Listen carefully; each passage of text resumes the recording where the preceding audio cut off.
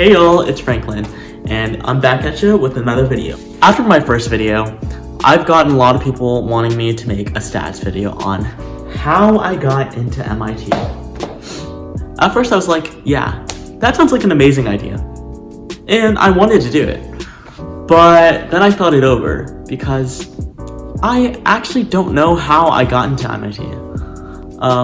Ever since I've gotten into the school, I've been battling the uber contagious imposter syndrome. I've been stuck comparing myself to the people around me, and it's so easy to do so with such an impressive and hardworking environment.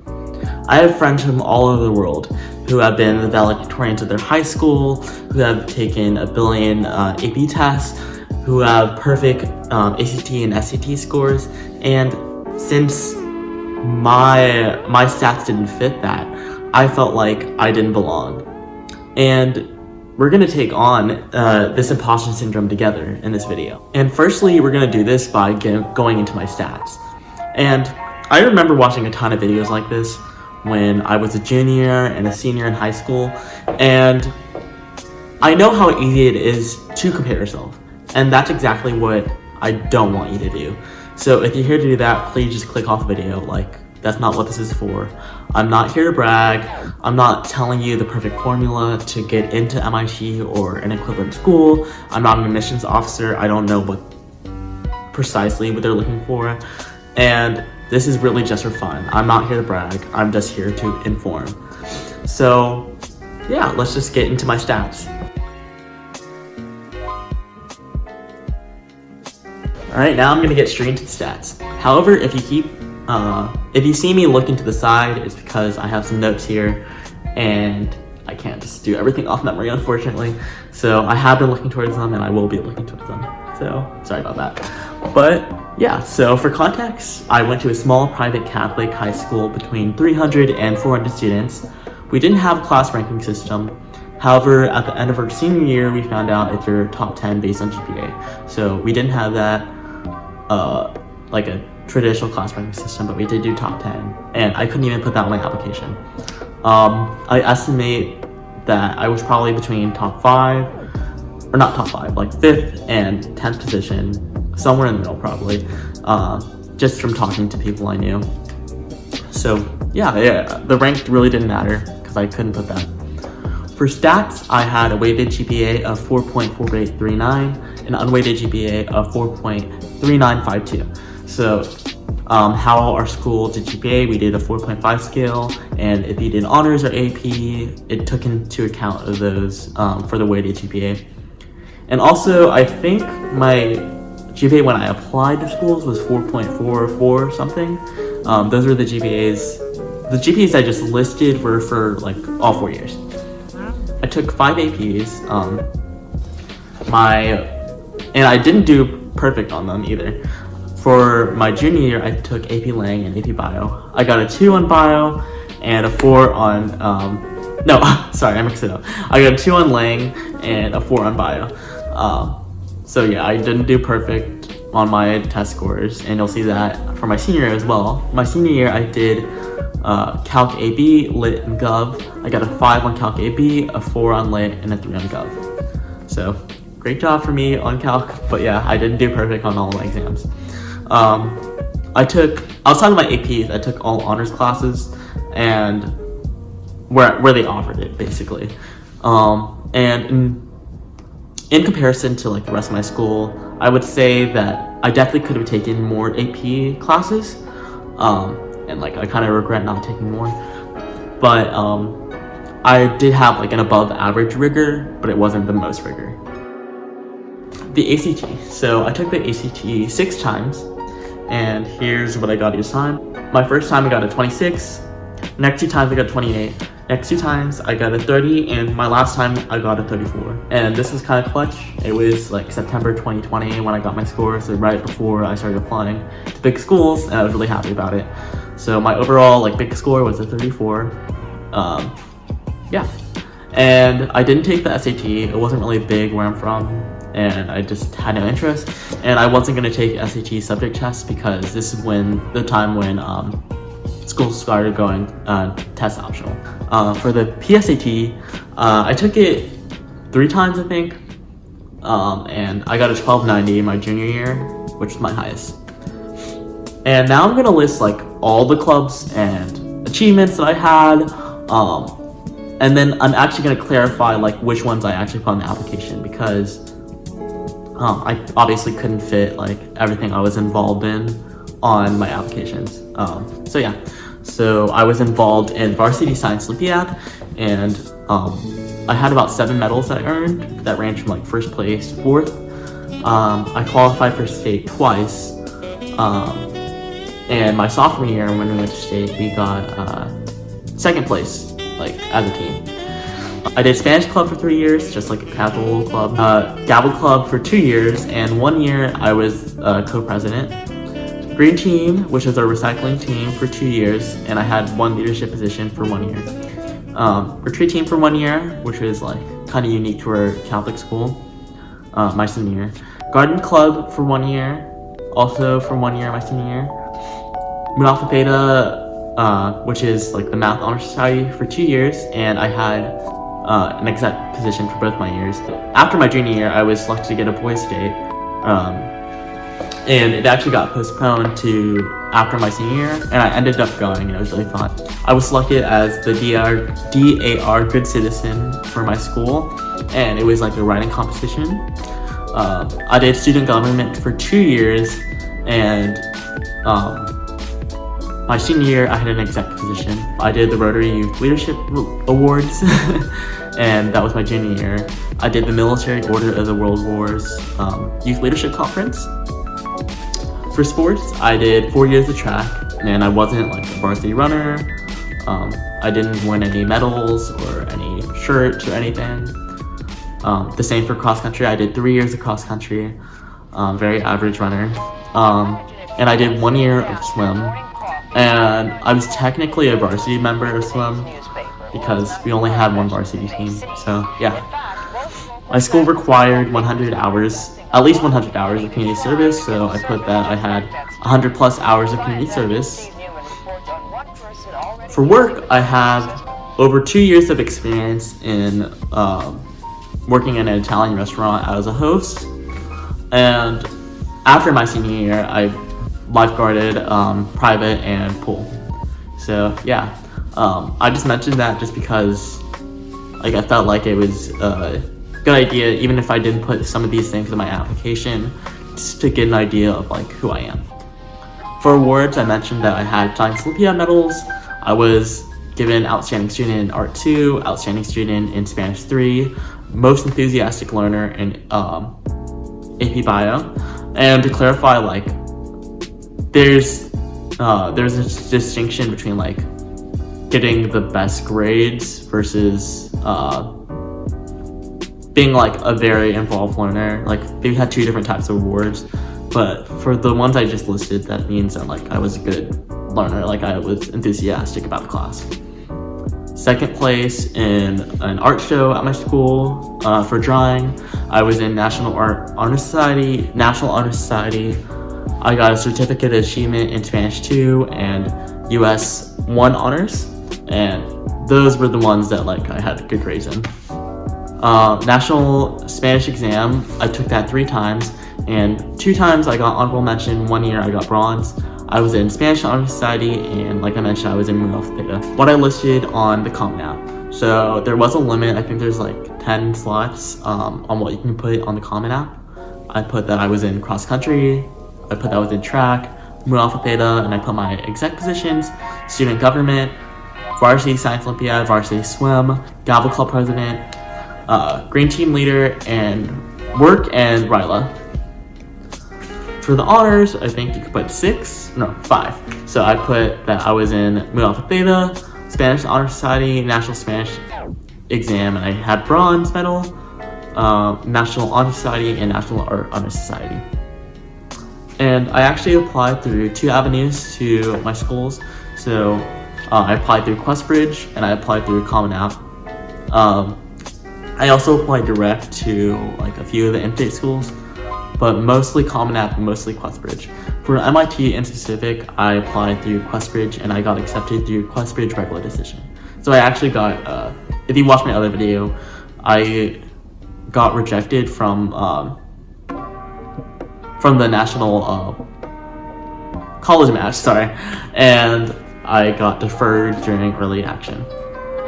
So here are the honors that I put on questbridge, my questbridge app. I put NHS, National Art Honor Society, Spanish Honor Society, Mu Alpha Theta, the Certificate of Achievements, the Military Order of the World Wars Youth Leadership Conference, the bronze medal and honorable mention in Spanish exam, 7 medals in Science Olympiad, RILA, and DAR Good Citizen. So yeah, I actually didn't put Boy State because even though it's like a great like distinction, I felt like during my application, since I didn't go to Boy State yet, I felt like I shouldn't put it on since like I didn't want to learn anything since I didn't go to it. But like I really enjoyed it, and I would have, if I went my junior year, then I would have put it. Those are all the stats that I put on the applications, and yeah, I was involved in a lot of stuff, but I was by no means like the smartest person in my school or not necessarily the hardest working. I was just heavily involved, and I did what I wanted to do and what I enjoyed doing, and that's what I recommend doing while you're in high school. A lot of people want to know like what they should be doing in high school to get into school like MIT, and in my opinion, don't take this as truth or like, you know, the perfect way to get in, but you should just be doing what you love to do, and if you're meant to be at MIT, then you'll end up at the school. And if you're not, then if you're not meant to be here, then you won't be, and you'll be at somewhere you belong and somewhere you love. And I didn't think MIT was my dream school, and like of course it is, but yeah. So back with the imposter syndrome. A few months ago, like when I was dealing with a lot of comparison, I decided that I wanted to view my admissions file, and I requested it. So recently I went, and here's how it went. So I just finished my seminar. I learned how to laser cut and etch, and yeah, I'm about to head to the MIT admissions office and see my file. But I'm gonna skate there. Hopefully I get there on time because I'm a bit late.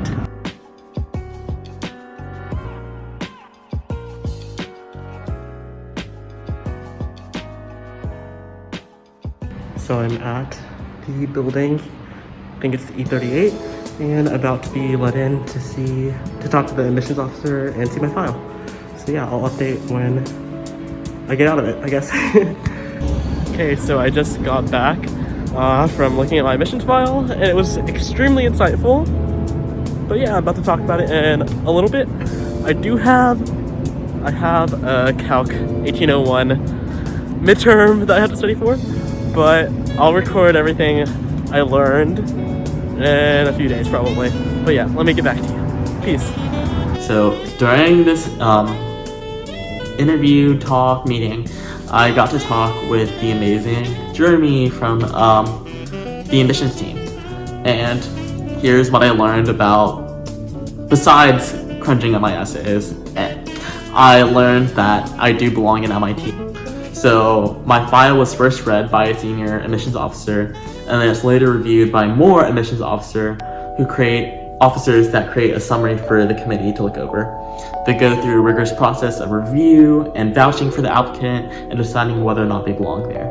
And something cool that I learned about questbridge applicants is that questbridge actually decides the finalists and not the schools, which makes a lot of sense. So if questbridge decides who gets to be a finalist, and then it gets sent to all the schools that they ranked.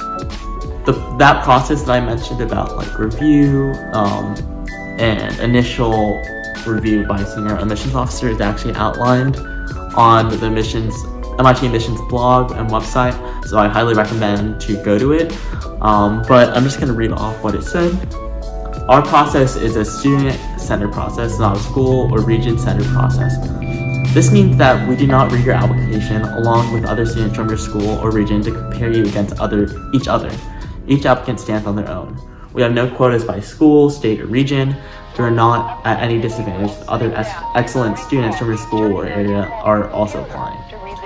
And this made a lot of sense to me since I know so many people from Jersey that are from the same school. Well, I'm the only person from my school. And yeah, that made a lot of sense to me and I appreciate that they're not getting a quota from each area, which some schools do. Jeremy told me what he might be looking for in a preliminary review as a senior admissions officer. And this is also found on the blog website. So, alignment with MIT's mission, collaborative and cooperative spirit, initiative, risk-taking, hands-on creativity, intensity, curiosity, and excitement, character, ability to balance, and in these, I found myself in several of the categories. I found myself to be risk-taking, academically curious, and always taking initiative. And specifically for the collaborative and cooperative spirit, since I was involved in a lot of leadership roles, clubs, and sports teams, I could see that I did exhibit that in my application.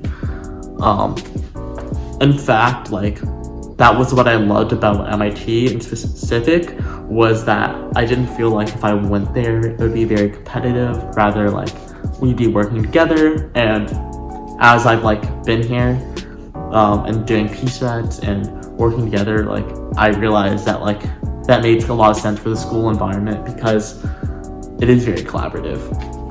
For the hands-on creativity, I loved building in Science Olympiad. I loved involving myself with fine arts. And for the ability to balance, I was able to do school work,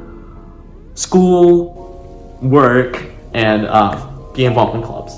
So I was offered an interview during the application process over the phone because it was COVID.